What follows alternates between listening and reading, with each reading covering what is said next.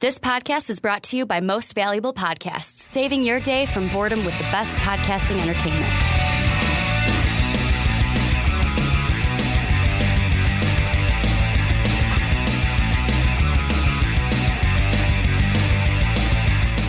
Welcome, nerds. I'm Mark Weber, and you are listening to a graphic conversation. You look like you're about to sneeze. I'm scratching my foot. I'm scratching my leg with my sandal because it itches. That's great. Welcome to a graphic conversation. That is the original man-child, Ricky Widmer. What's up, guys? I'm the Mark Weber, and this is the series finale of a graphic conversation that you are listening to, which is a crazy thing to have happening. And you know what I will say, and not that we're going to have big moments of this, I always slightly give credit to the existence of Most Valuable Podcasts to a graphic conversation. Because we had the football podcast, which at one time was in all sports in Chicago, and then became football. It allowed us to branch out. And it did.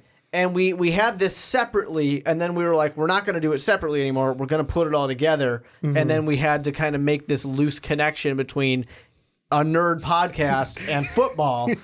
And then that became Most Valuable Podcasts.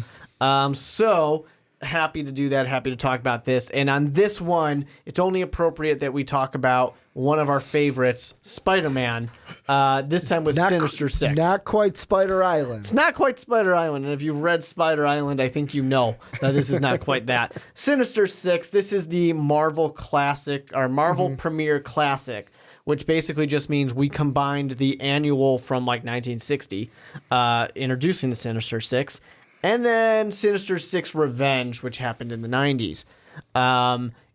If you've never listened to a graphic conversation, we're going to have a spoiler-free section. So if you've never been a part of this, if you've never read this, if you don't know anything about Spider-Man, well, congrats. This is a great spot to kind of check it out. But then we will warn you before we start spoiling everything. And if you want to read it, awesome. We appreciate that. You can be a good part of the conversation. If you don't want to read it, that's fine. Just sit, enjoy, relax, and enjoy the conversation that we have with everybody, of course, in the comment sections below. The one thing I'll say, let me just give you guys a quick, I actually scrolled down, I got to scroll back up, a quick description. Y'all know who Spider-Man is, but when still in high school, the amazing Spider-Man faced one of his most chilling challenges when 6 of his most nerve-wracking nemeses formed a cabal of crime, the Sinister Six. Years later, Doc Ock reunites the team for his most remarkable racket yet, and time has made them deadlier than ever. Even as it's made Spidey's life more complicated than ever, can he teach the Six a lesson, or will they school him instead? And there's so much great just like comic book alliteration and just cabal of crime and things like that in that description, which I think really represents the fact that it just sounds like Stan Lee. It sounds like Stan Lee, and it's such a such a cheesy Spider-Man comic. Even the Revenge one? Even the 90s has so much of that 90s like timestamp to it. Yeah. I mean, I didn't really hate. I like the second part of this a lot more than I did. I like the 90s part a lot more than the not 90s They part. both have their flaws to them in the fact that they're such relics of their time, and we've very much moved past both of those. Like from the 60s, we do a lot more complicated things in comic books now. Yeah. We're a lot less like, hey, kids, check out this, and don't forget to buy yourself a Coke, you know? And then in the 90s, it was very like, we're trying to make a statement here. Drugs are bad, kids. We're going to get into that in spoiler section. And now, so there are things like that, but you can still enjoy it. The second part, the 90s part, is definitely better. But I think there's value to having the first part and seeing where it all started, where it all came from. And the first part, before we get into spoiler, is I'll say that the thing that I really did like about it was that, I mean, you look at superheroes, and of course, like, as a kid, you look up to superheroes because they are not like you. They're better than you. Superhuman. They have given, like, super strength to them. If you're an X-Men fan, they were born with these mutant powers. It's like, man, I wish I could have a mutant power. But, like, with Spider-Man, there's in that first one, they make him human, and they lean more on that Peter Parker side to where it's like, hey, you know what? These guys and girls who are superheroes, they go through the same stuff as us. They have the same mental fallacies that we even have. Like, that is what I really liked about it, to where it's like, yes, he's got this spider powers, that strength and spidey sense, but he almost felt human in a way in that 80s version. Yeah, and I think that part of it too. He is a human, but well, he's a superhuman. He's half spider. And I think that with this as well, it's just very classic, and and that has its pros and its cons. But who do you think this is for? Who should read this? Definitely I would say definitely for Marvel fans, definitely for Spider-Man fans, because like me, Spider-Man's my favorite Marvel one, and I had a blast reading this. Of course, to me, the 90s one, I biasly liked that better because like it was in the art style that I remember watching the TV show and reading comics growing up in the 90s and early 2000s. But like, if you're a Spider-Man fan, you're going to like this. And if you liked any of the Sinister Six heroes or Spider-Man going up against his rogues gallery, you're going to like this as well. Yeah, I think that you definitely probably should be a Spider-Man fan to begin with this. I would say it's also a good introduction to the Sinister Six. It is, and to Spider-Man in general, it kind of is a good introduction. Not the best one, but it is a good introduction. I do also think, though, that you do... I feel like you got to be a little bit of a comics book fan already. This isn't something where it's like you can just jump in. This is your first comic, your first graphic novel, whatever that you've read. This is where you should start. I wouldn't say that. Trade paperback, people get mad at us. I think that you do have to already appreciate it. And part of it is because you have to be okay with the eras that we had in comics. And some people who read comics now might have no clue about what those eras were of the comic book, and especially with things like Stan Lee. Like, you hear Stan Lee's name all the time. You see, Captain Marvel, and they've got that amazing introduction of Stan Lee just being Stan Lee and being really cool.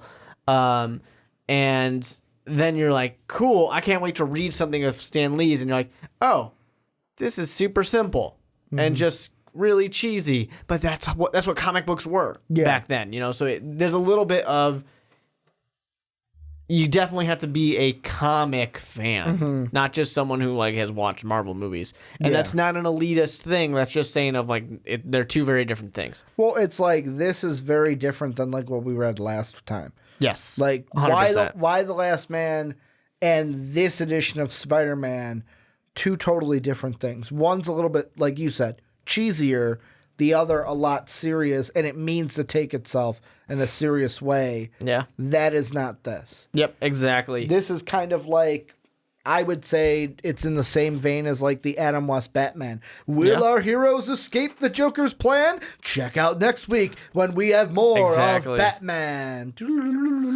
Exactly. And that is kind of the spot on of like what you need to be aware of while you're getting yourself into it. Because like each issue, even the 90s one, will end with like, and come back in 2 weeks. Right. Superhero, or what does he call? What does Stan Lee call us that I completely forgot?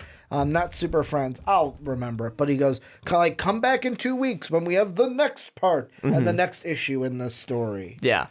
So it takes a little bit of that. But I also will say that 90s, I know you had the nostalgia part for it, but 90s comic art sucks. It really does. When you go back and you look at it and you're like, oh, that's right. This is what they look like. What do you think sucks about it? It's just like it feels so cartoon, which isn't necessarily a bad thing, but it feels so cartoon. And this one in particular, too, like when you look at Mary Jane, for example, and she's like this. Mary Jane was not my favorite. Right? She's like this teeny tiny stick thing that has huge hair. Yeah. And it's just like, you don't even look like a person. Or how about, are we in spoiler mode yet or non-spoiler mode? We're still in non-spoiler mode. Okay, then I'll save it. I will open spoiler mode with a part of Mary Jane where I was like, wow, teenage Ricky reading this would be like, oh my God, this is awesome. But, you know, almost 30-year-old Ricky's like, man, in this day and age, this one panel would not hit like it did in the 90s. Yeah, and I did see something of, Eric Larson, whereas, because I looked a little bit more of that, of like, let me see more Eric Larson work. Is it all the same? And it's all the same, basically. Because I like the cartoon style of it, only because, like, the Spider-Man that I see in that 90s comic, I remember watching on TV, and it looked exactly like the one that I saw in that medium. Yeah, and there's definitely some nostalgia factor to that, but I think you look back on it now compared to what our comics look like now, and you're just like, oof. Alrighty then. You're like, ooh. That relic of its time. Anything you want to say before we get into spoiler mode? Because I know you're excited to get into spoiler mode. I am all ready to get into spoiler mode. All right. You don't have to leave or press pause just yet. Let me tell you what's going to happen. We're going to spoil stuff now. If you couldn't figure that out by calling it Spoiler Zone. And essentially, you don't have to have read this. You don't have to have any intention to read it. You can just be here for the conversation, but we will spoil things. If that bothers you and you really want to read it, just go get it. Go run out there, pick it up. It's a nice hardcover. You're going to love it. It's on Comixology and all that stuff too. So go do that, and we'll be here. We're still going to be waiting for you, so no worries about that. If you don't want anything spoiled for you, you probably should pause now. But for the rest of you, let's do it. All right, Ricky, what's your thing you want to say about Mary Jane? The thing with Mary Jane, that it was one panel, I don't think it hit. It wouldn't have hit now because of the culture we live in compared to back then. But it was when Peter was in the cab, and it was like, but for now, we go to 6th Avenue, where Mary Jane Watson Parker wishes her husband, and then it's smack, and it's her bending over into the cab, where it's like, she's got very short shorts on. You see, like, the long legs and high heels, and I'm looking at that going, man, teenage Ricky would be going ape shit right now. And that's exactly what it was for. 30-year-old Ricky is going, man, in this day and age, that would not have hit like it did in the 90s. That is exactly what it is for. And you know what? In comic books, the comic book culture and world is very different than it used to be. I remember, and I was young, so I didn't quite understand what I was seeing, but I remember going to Comic-Con, Wizard World, or whatever it was at the time, and I was pretty young. This is in the 90s. And there's a guy who's drawing, literally, he's a guy who has a booth. He is drawing naked pictures of Wonder Woman and selling them to people. And like me, and like I said, I'm pretty young. I'm probably like 6 or something like that. And I'm like, boobies. Yeah, I'm like, that's really weird. Why are you going to draw, like, why are people buying pictures of Wonder Woman without her clothes on? Like, that just seems strange. It was just Wonder Woman. No one else. Not Black Widow, just Wonder Woman. Well, Black Widow, nobody cared about Black Widow until ScarJo happened. I shouldn't say nobody, but most people didn't. I'm sure there was somebody else. No She-Hulk drawings. There probably were quite a few She-Hulks. I think that there had to have been more. But you just saw him drawing a Wonder Woman one. Right? Well, because that's what he was working on at the moment. Yeah. And like the fact that it's just like, this is just there at this comic book convention out in the open. There's kids here. There's not that many kids there, but there are kids here. And comic books are very different, and the culture is very different now than it used to be. And that's exactly a perfect example of that. Well, like you mentioned, the thing you didn't like was it for the 90s one at the end. It's like, well, this thing is going to target people that use cocaine because cocaine is bad. Right? Literally, like, part of this plot is, so Doc Ock, especially if you haven't read it, you got to be in on this because it's ridiculous. But it's fun ridiculous. I mean, we're not saying this is a bad thing. We're saying it's hokey in the way that when you watch, the original Godzilla movies, you're like, it's fun because it's ridiculous. And by the way, I did finally watch Godzilla. I have not seen it yet. Oh, you haven't seen it yet? No, the new one, I have not seen it yet. I actually really enjoyed it. Okay. It is a Godzilla movie. He destroys stuff. Other monsters destroy stuff. That was a weekend where Johnny had a gout flare-up, so we weren't able to go see that movie. The gout. I saw it for Father's Day. Not for myself. I don't have any children, but for my father-in-law. And like I said to you on this podcast, it's a Godzilla movie. Yeah. There's no such thing as a good one or a bad one, but I was entertained. Anyways, even if there were a couple of really ridiculous things that happened in it. Just like this, the plot is essentially Doc Ock steals a satellite, and he's going to inject some type of chemical into the atmosphere. Do you like ley lines? Because they mention ley lines a lot. Right? And you're like, oh, all right, this is great. And he steals it. He's going to inject something into the atmosphere, and it's not going to cause a horrible reaction to everybody. Just those of you that are cokeheads. If you're a cokehead, you are going to get screwed up by this. And the idea is that there are so many coke addicts who are in high levels of government, business, whatever, who are up in high places, that he will be able to sell the antidote to them for favor. And that's going to make him more powerful. Yeah. When you sit there and you're like, for the war on drugs, which is happening in the 90s. Well, because originally he made it sound like, and it's going to be a poison that will kill everybody, but they will pay us and make us the rulers beforehand. Right. And then it's like cocaine. I was like, huh? What? It's totally What like is this? It's like an extra scare tactic. It's like when my dare in school, my dare Oh cop. no, they're going to kill me if I do coke. Right? Well, the dare cop said that, was talking of the story about the guy who used chewing tobacco and now he doesn't have a bottom half of his jaw. And you're like, oh my God. Well, that reminds me, I don't mean to cut you off, but me and Dave like to bring this up a lot. Did you guys have abstinence course in like junior high, middle school? Okay, so and I think it's shocking that we had this in a public school. Yes. We had a paid outside organization that Yes. came We and did gave too. us an abstinence Yes. lesson. Is it the and we same? got ATM cards. Did you guys get an ATM card? No, we got An abstinence until marriage card. we got a demonstration, which this was the demonstration. This was like 2003, 2004. Mine was in high 2003. school, by the way. Mine was in seventh grade. They told us this. So it was, think of like a small hula it's hoop. the pin. Oh, okay. Pin prick? Just wait. So it's it looks like a small hula hoop, and it's got like, basically like checkered board with like bungee lines. So it's like I could stick my finger through the squares that the bungee cords make. Yeah. And they're like, they had one kid hold it up, and they gave another kid a handful of marbles. And they said, now throw the marbles at it. And she threw the marbles. And they're like, you see these on this side, those were the sperm that got caught. But on this side, there were still sperm that got through. So even condoms aren't 100% like effective, to where we were like, holy shit, man. Even they can, like, even the sperm can get through. And then we got to like high school, college, and we're like, wow, they tricked us or tried to trick us in some cases. Well, they also like to do the this is a condom. They fill it up with water, and then it has all the holes that they pricked in it beforehand. And they're like, see, they don't work. Yeah. And you're like, oh my God, we're going to all get AIDS. Because they literally tell you in that presentation that you're all going to get AIDS. Or on my side, it was, holy shit, I don't want to get someone pregnant.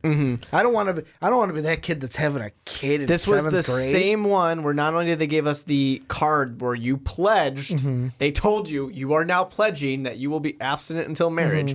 They also did the reverse tape thing where they're like, all right, they stick the tape to one person and the next person, and they tell you that this is a girl if she has sex with people. You see how dirty she is? Do you want to touch this tape? And like all the girls in there feel terrible about themselves then. And you're just like, this is so weird. Man. Just the early 2000s. But this reminds me of Dare in the sense of this is just where we were and then they at had the time. After Dare, Great. Yeah, I never had to do that. You never had to do Great? No. I'm trying to think. If Dare was in junior high and Great was in high school, I think. For me, we only did Dare in like elementary school. Okay. Until like 5th grade. Yeah, we did Dare in 7th and 8th grade is when they hit us with Dare. And then we had Great after that. We didn't do anything like that in 7th and 8th grade. Because Dare was more drugs. Great was more like gang violence and stuff. Yeah. Well, I was one in a different suburb. Yeah, I was in a different suburb where I was like one of the 5 Hispanic people in the town. So we weren't that concerned about gangs. One of the 5. My school was like 99% white, so we weren't very concerned about gangs. Yeah. But it reminds me of Dare just because of this is the era that we're in, and it's like we're going to get the coke addicts. But the other thing is, but wait a minute, if we're in the war on drugs, Doc Ock's doing an all right thing. Like, if he's like, I'm going to kill all the coke addicts, the war on drug loves it. But he's trying to make a profit off of it, man. He's That's a greedy the evil man. part. You know what? The part about this I loved? Uh-huh. When Hobgoblin's like, I'll get you, Spider-Man. Ha ha ha, I poisoned you. Wait, he was supposed to be dead by now. And Sandman's looking at his watch going, yeah, I think you're a couple minutes too late on that timer. Yeah, exactly. That's the thing that you do love. You do love having the villains, the rogues, interact with each other and stuff like that. And it's so much better in the 90s version than the 60s version. Because, like, 60s is so cheesy of, like, all right, now he's going to fight Doc Ock. And now he's going to go ahead and fight, he's going to go ahead and fight all of them separately. Instead of like, come on, guys, like there's 6 of you, fight them together. And they did that in the 90s. Exactly. Like, holy it's crap, like, I gotta fight all of them go. together. Here's the one thing I did not like. And this was with the 90s one, and they had it a little bit in the 80s one too, of like, it's a Spider-Man comic. I don't need to see a scene with Peter Parker going, man, my Spidey sense is going off. I wonder what's going on.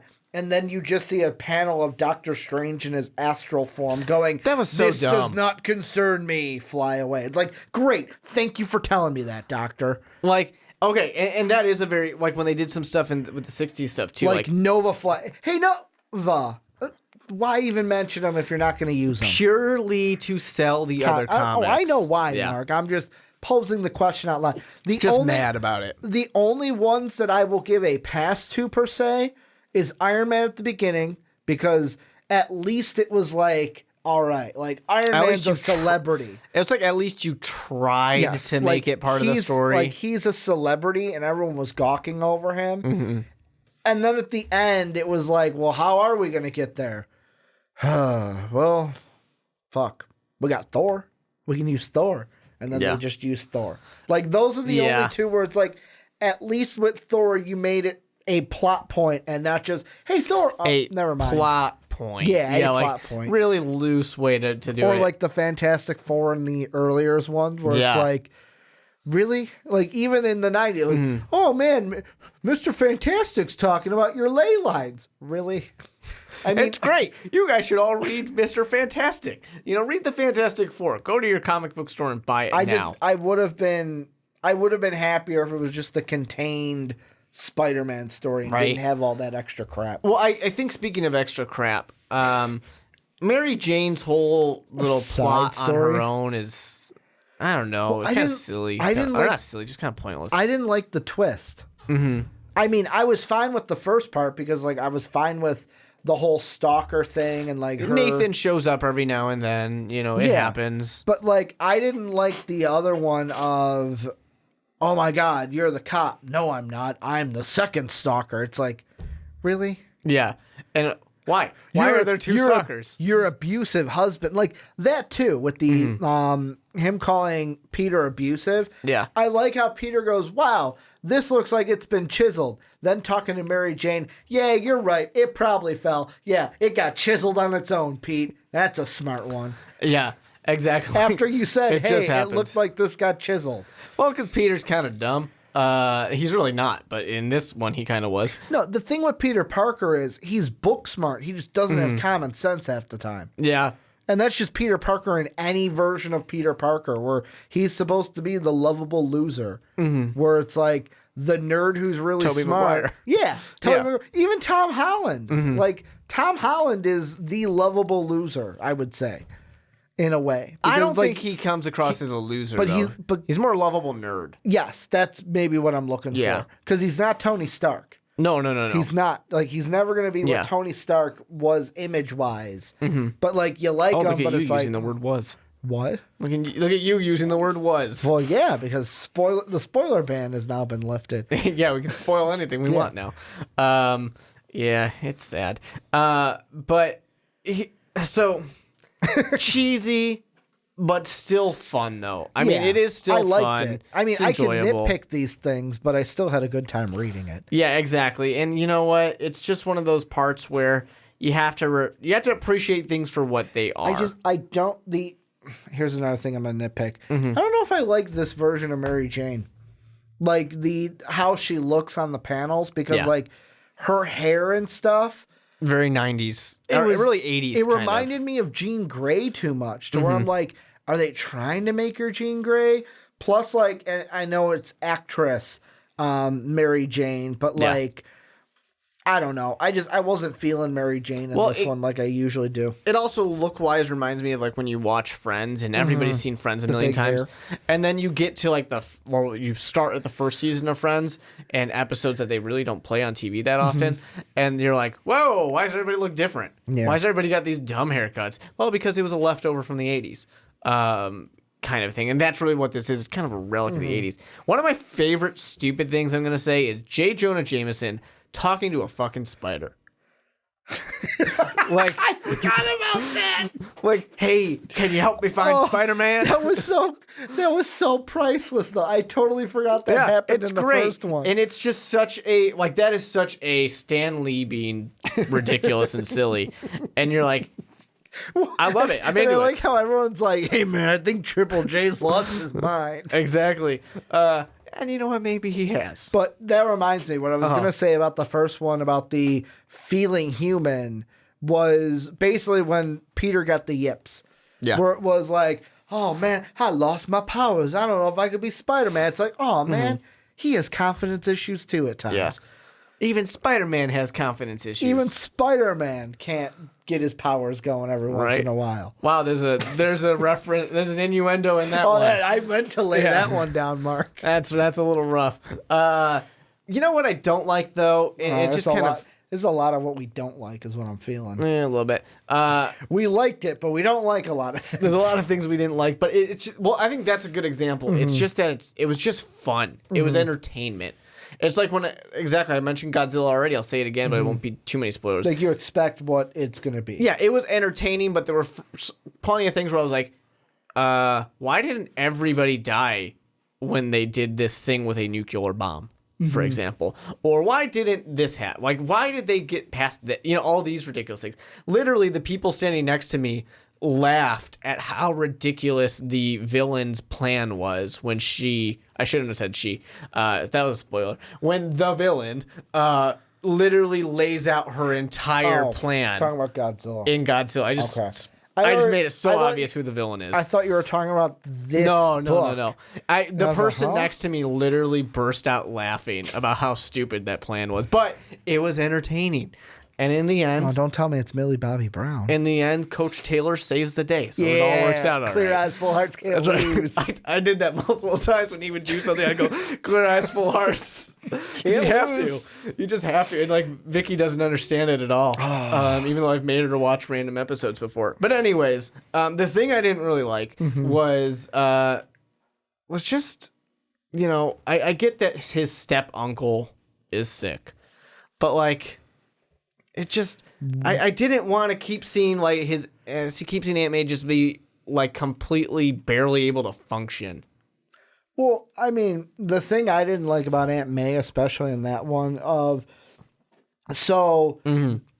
they're at basically where the assassination was going to take place, and it's like, oh, well, Aunt May and him are there, but why?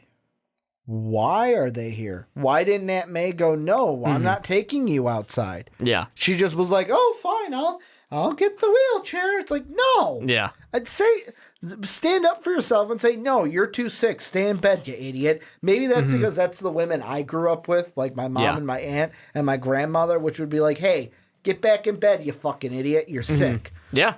Yeah. And I just like, there was a little bit of that with Aunt May where I'm just like, come on, you gotta, like... It's like, are you that much of a pushover, Aunt That May? much of a pushover, and it's just like, she's barely able to function as a human, is what I felt like. The other thing is when Pete's like, oh, man, really taking it hard, losing her fiance, I was like, all right, I get it would be hard, but what about Uncle Ben? Right. Like she did okay. Completely forgotten. Yeah, she did okay then. Like, Uncle Ben was, hey, it was shockingly that he died. Yeah. This guy was like, oh, he died of natural causes. That was kind of sparked by the vulture, but we all knew he was going to die sooner. It's not like he was a cokehead. You know, it's just that I just sat there with with Aunt May, and I'm like, I don't feel like you should be this destroyed right now. And like I keep bringing up of like she seems like she's barely able to function. I mean, and like I said with Pete, where he's like, oh man, it's hard losing the she's like, I would feel like losing Uncle Ben would be harder than this. You would think. I mean, when you love someone, yeah, it's hard. I'm not saying that, but it's like, I don't know. I got defensive of Uncle Ben. Yeah. Well, because he's a special man. He's a special man in all of our hearts. Mm-hmm. In those clear eyes and those full hearts. Exactly. But yeah, there was plenty of fun stuff with this. Plenty of enjoyable parts to it. They did have twists and turns, so you can complain about the 60s part being cheesy and being very basic, but the 90s part, they did try and surprise you a little bit. And I think that these two do a good job. Some people might say leave the original one where it's at and let this one be its own thing in the 90s. They don't really relate that much. I mean, they kind of do. They mentioned the annual when it was like, oh my God, it's basically the Sinister Six with Hobgoblin taking Kraven's spot. And it was like, bam. It's like, oh, okay. Yeah. That's how they relate. Yeah, exactly. And they definitely relate, but I could definitely see where people would say, like, leave them separate. Yeah. But I do feel like it does truly help you appreciate where it came from and appreciate the full thing. It gives you a start and an end. Exactly. Is this something that you think people should read?